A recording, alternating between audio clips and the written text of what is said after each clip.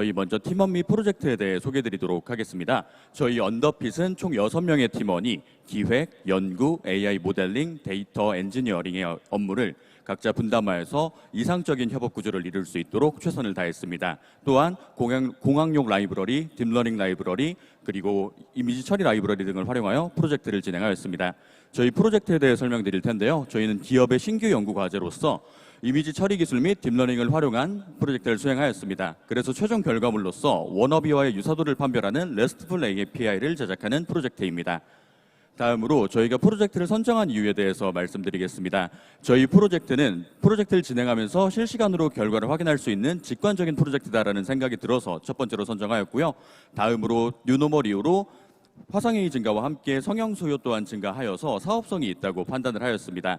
다음으로 대한민국 성형 시장이 전 세계 4분의 1을 차지할 정도로 굉장히 큰 시장 규모를 가지고 있고요.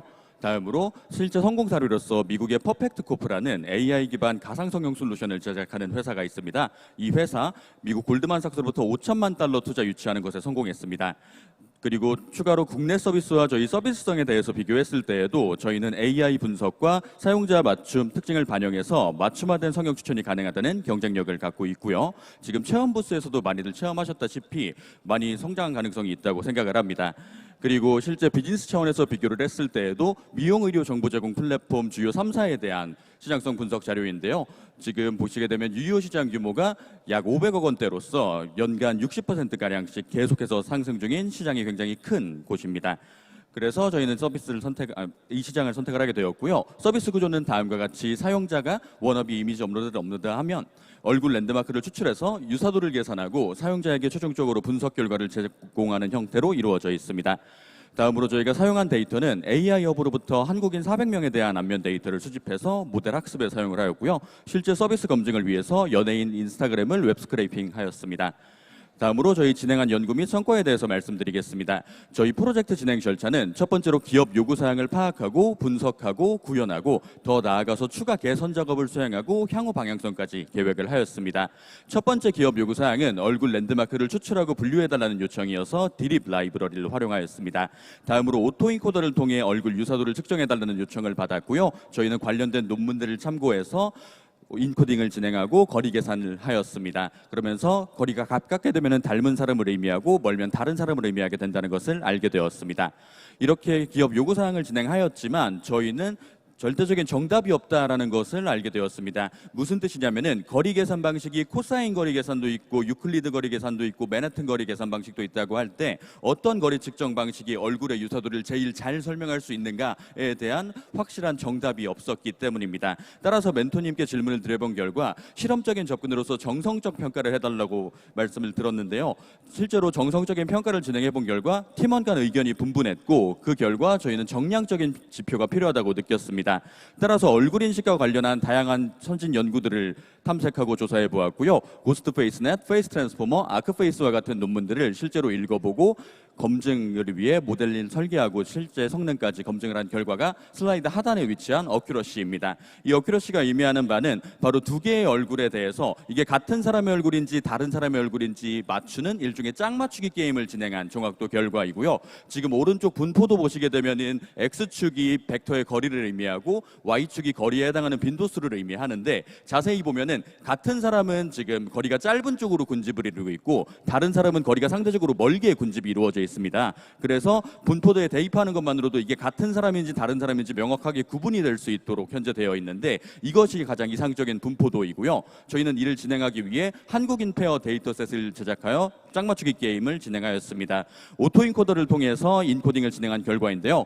이전과 다르게 같은 사람과 다른 사람 분포가 겹쳐져 가지고 구분을 할 수 없게 되었습니다. 그래서 정확도가 상당히 낮은 어큐러시 60%대를 기록하였습니다.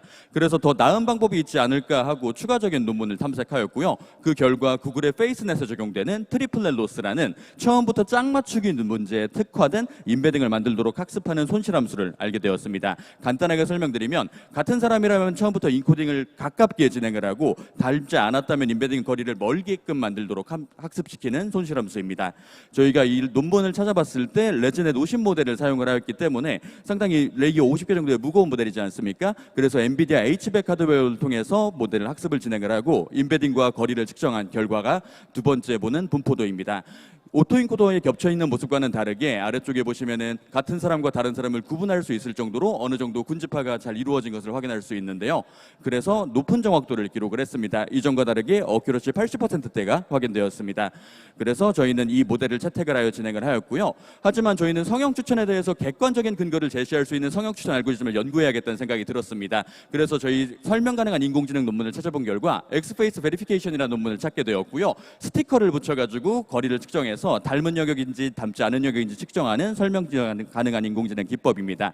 이때 가리는 것을 오클루전이라고 하는데 이를 통해서 저희는 성형 부위 추천 알고리즘을 개발을 하였고요. 설명드려보면 워너비와 한국인 400명 간의 거리 분포를 히스토그램으로 그린 다음에 피팅을 해서 정규 분포화를 합니다. 그 다음에 나와 워너비의 거리를 재가지고 정규 분포에 대입을 했을 때가 빨간색이고요. 그 다음에 눈을 가린 거리가 파란색인데 이때 주황색으로 칠한 면적만큼 거리 차이가 나죠. 이것이 닮지 않았다는 것을 의미하고 그만큼 성형을 하게 되면 닮아질 수 있다는 것을 의미하게 됩니다. 즉 성형 만족도를 의미하기 때문에 저희는 이에 대해서 베네핏이라는 함수를 정의를 하였고요. 실제 서비스와 비교하게 되면은 저희 거리를 계산했을 때에는 거리가 가장 먼 코를 성형해야 될 것 같지만 베네핏으로 계산했을 때에는 워너비와 가장 닮아질 수 있는 면적과 함께 설명 가능한 지표를 제공해서 눈 부위를 성형하도록 추천할 수 있게 됩니다. 다음으로 저희 결과물 및 향후 방향에 대해서 말씀드리겠습니다. 저희 시연 이미지는 시간 관계상 이미지로서 보여드리도록 하겠고요. 저희 성과 및 배운 점에 대해서 말씀드리겠습니다. 저희 벡터 간의 유사들을 평가할 수 있는 짝맞추기 게임이라는 방법론을 제시하였고 트리플렛 로스를 사용한 최신 임베딩 기법을 적용하였습니다. 그 다음에 한국인 얼굴 관련한 전위 학습과 XAI를 활용한 성형 우선순위를 제시하는 알고리즘을 만들었습니다. 그를 통해서 선진 연구를 분석하고 검증하는 방법을 습득하였고요. 이미지 처리 기술을 습득하였고 시각지능 딥러닝에 대한 심화적인 이론을 습득할 수 있는 매우 유익한 시간이었습니다.